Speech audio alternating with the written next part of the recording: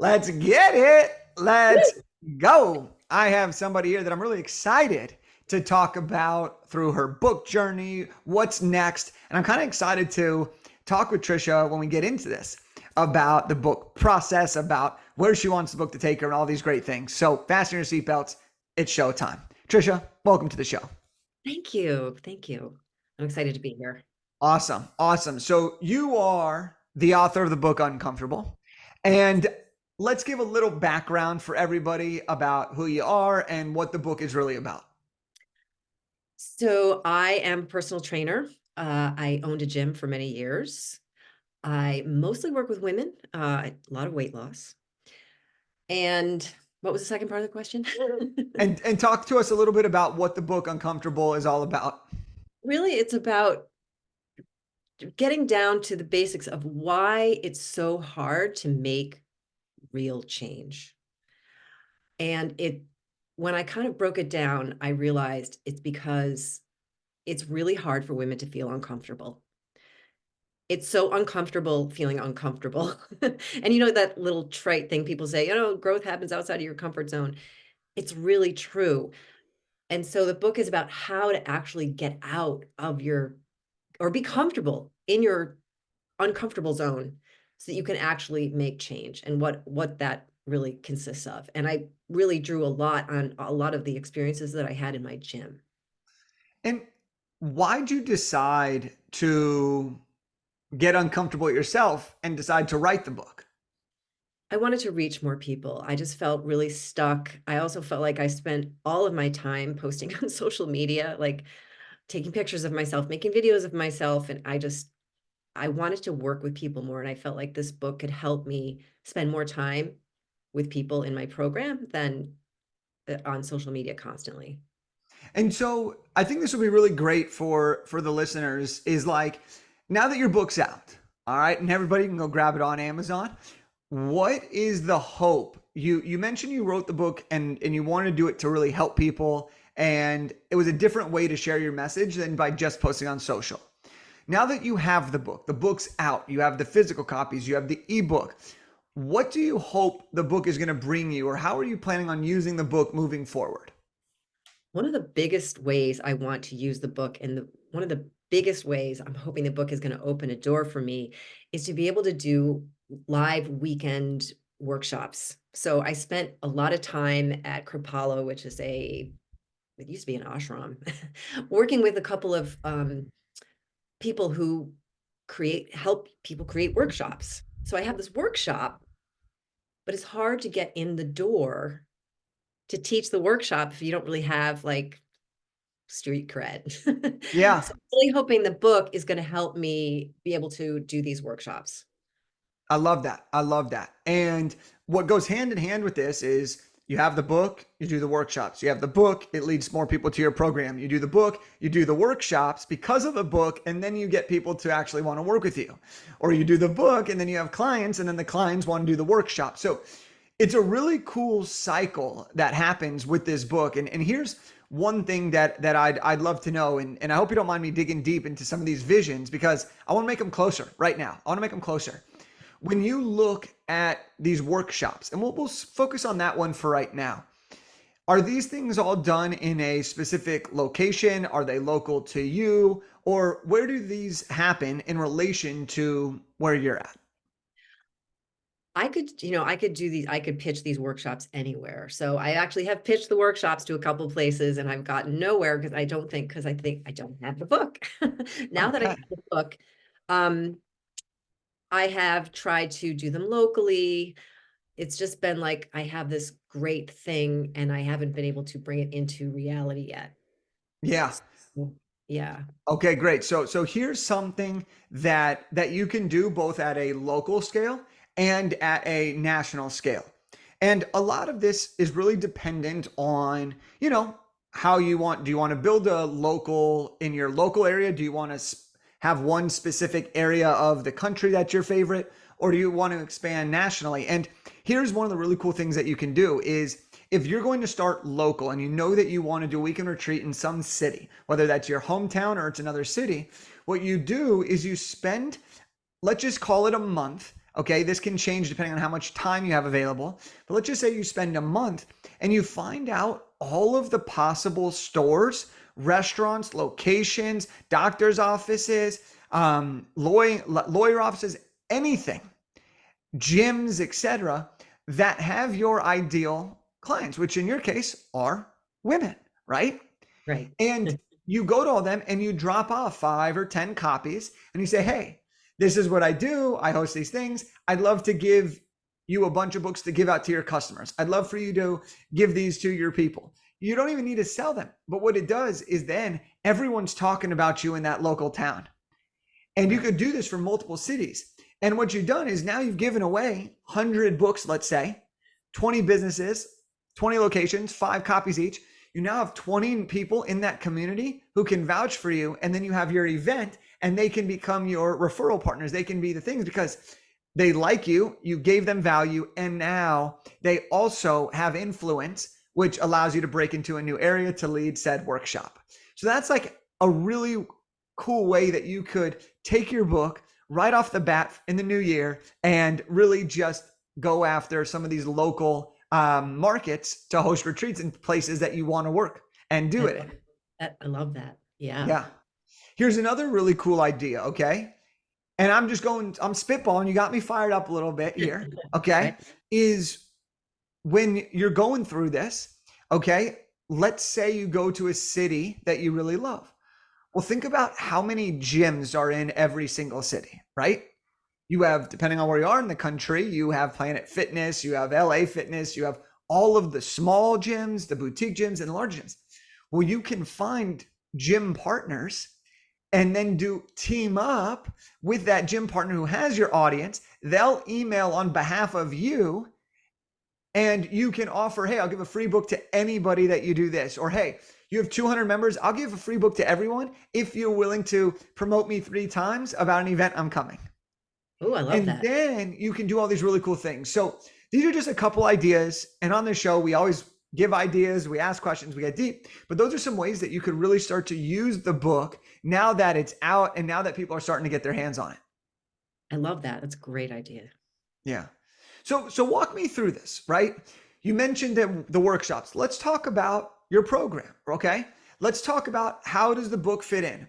So did you have the program first or the book first? Let's talk about this. I'll dial it in. I had the gym first, and then I had the program, and then I had the book. Right. And then the book is loosely based off the material in the program, right? It is, yes. And this is great because now there's a direct correlation from book to program. So in your program, okay, what would you say is the process that somebody would go through and what's the ultimate result that they might get when they come through your program? The program really is to help somebody lose weight and keep it off in a sustainable way. But yes, we do workouts. Yes, we do nutrition. Of course, we do. We dial that stuff in. But the meat and potatoes, so to speak, is the inside stuff that needs to happen.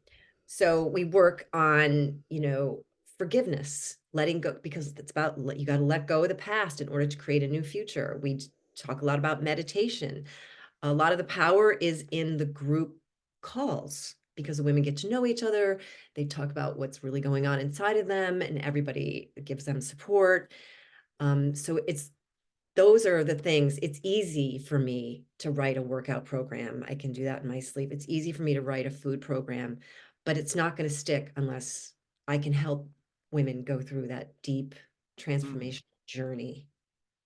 Yeah. And one of the things that I like that you did, and this is why everyone should go get a copy of your book, is you really laid out a lot of this foundational stuff to get people. I mean, on your book, you say, read this book before you start another diet or join another gym, because it's really for you, the meat and potatoes, right? So to speak, is about the inner work. It's about the inner stuff.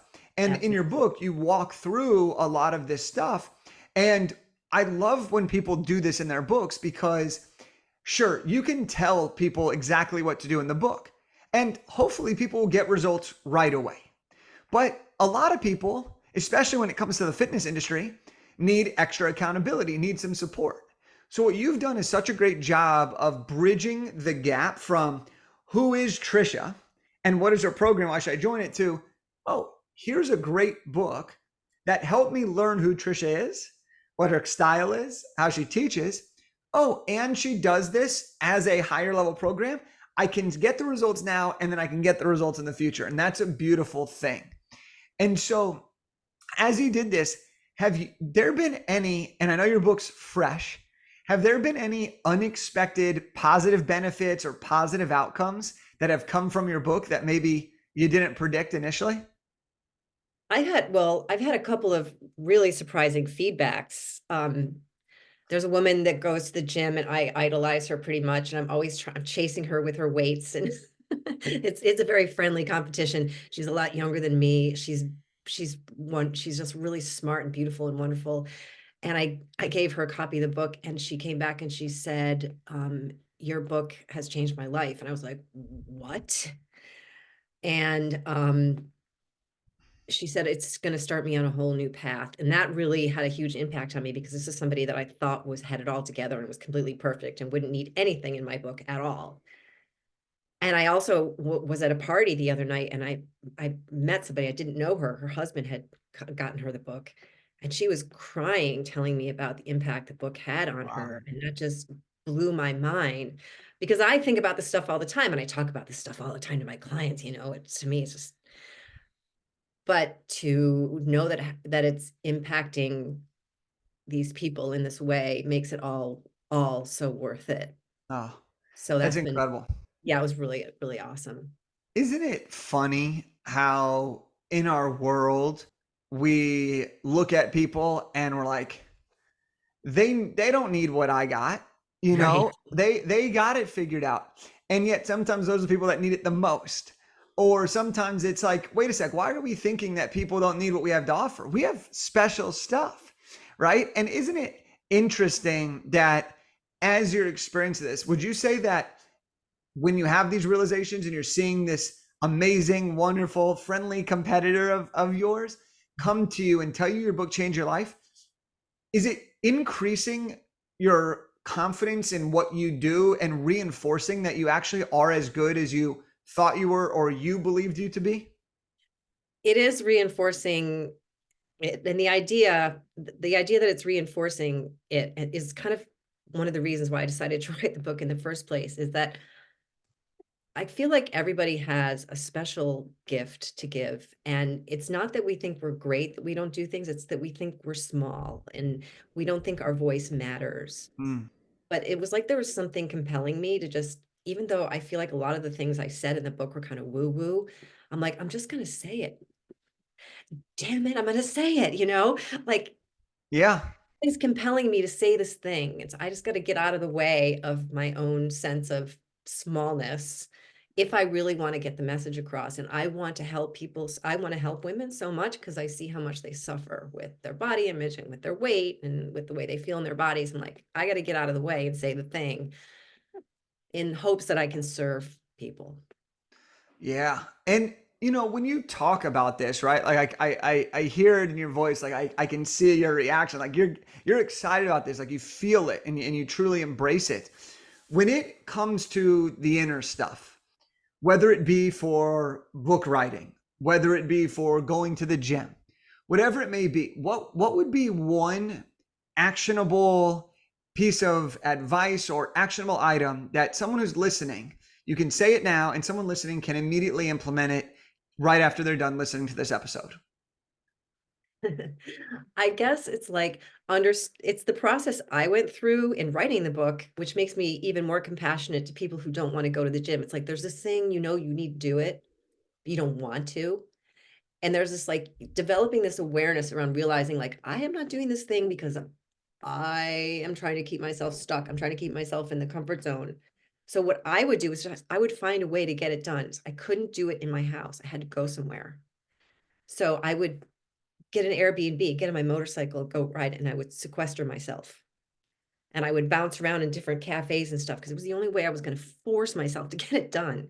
So I Yeah. think it's about like having an awareness when you don't want to do something, just notice and go, oh, look at me doing that thing. And then like going into problem solving mode and figuring out how you're going to get out of your own way.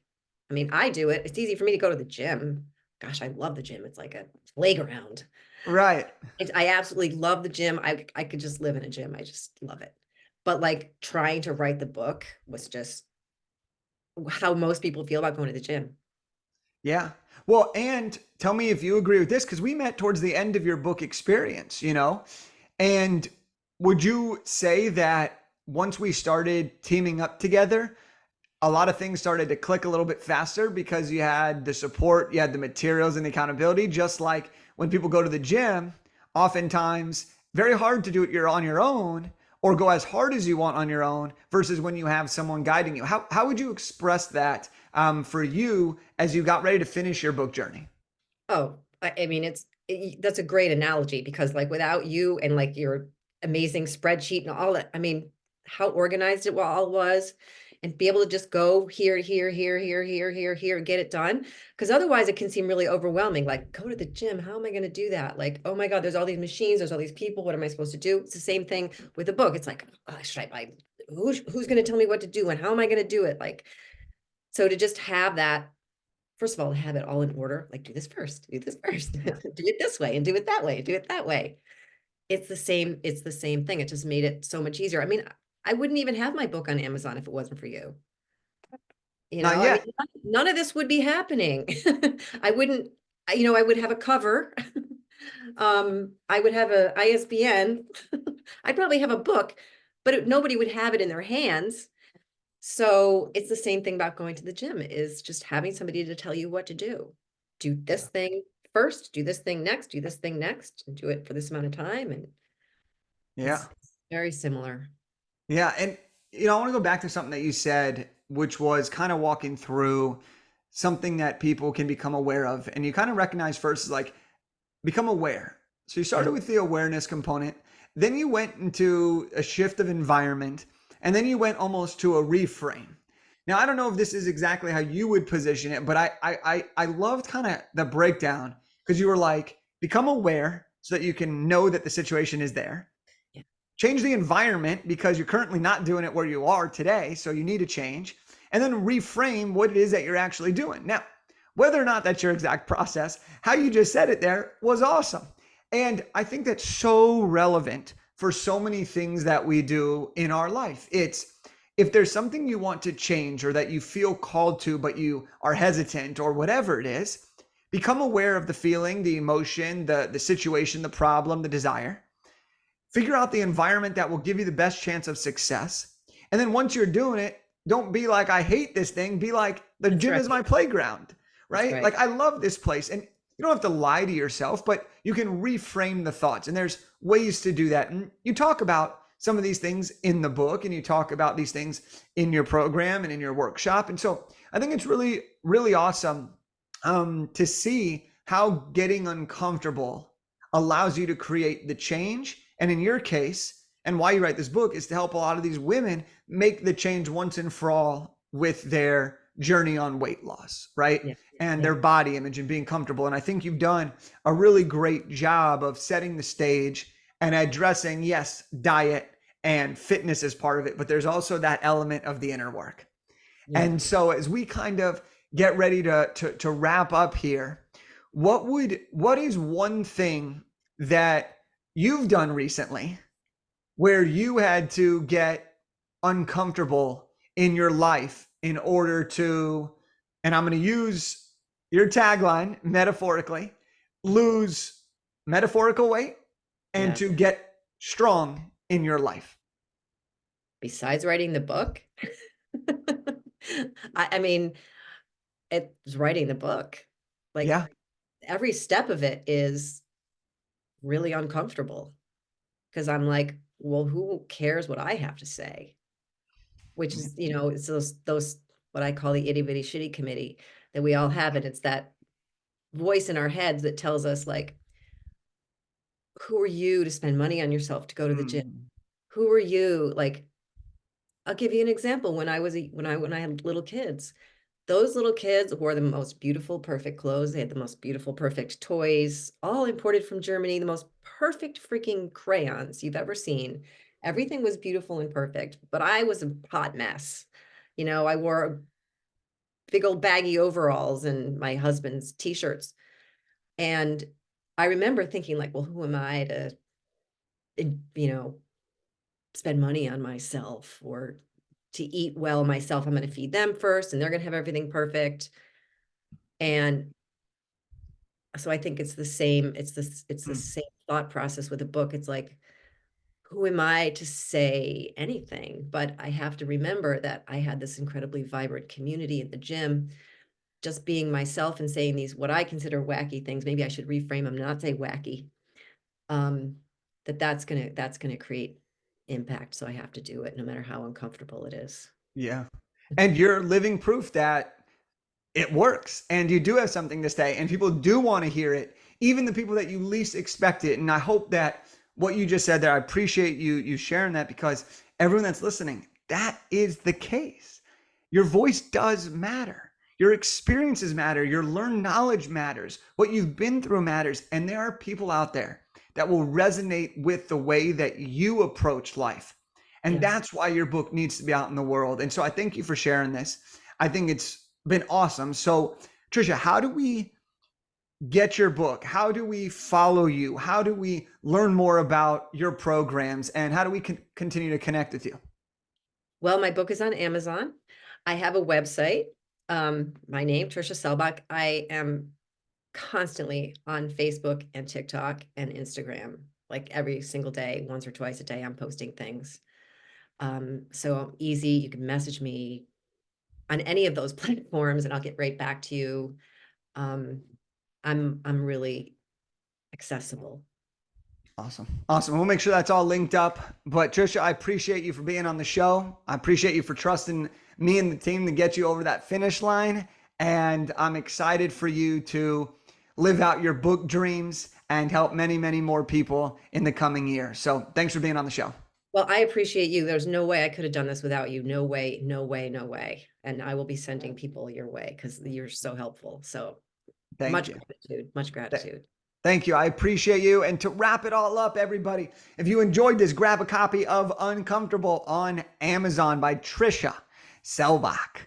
All right, there you have it. This is what books and fitness have in common. This is why your voice matters. And so let me give you a challenge before we wrap up, and that is this. Do something today that makes you uncomfortable.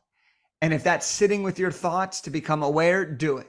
If that's shifting your environment, do it. If that's making the investment in yourself, do it. Do something today that makes you uncomfortable and give it a shot. I'll see you on the next one.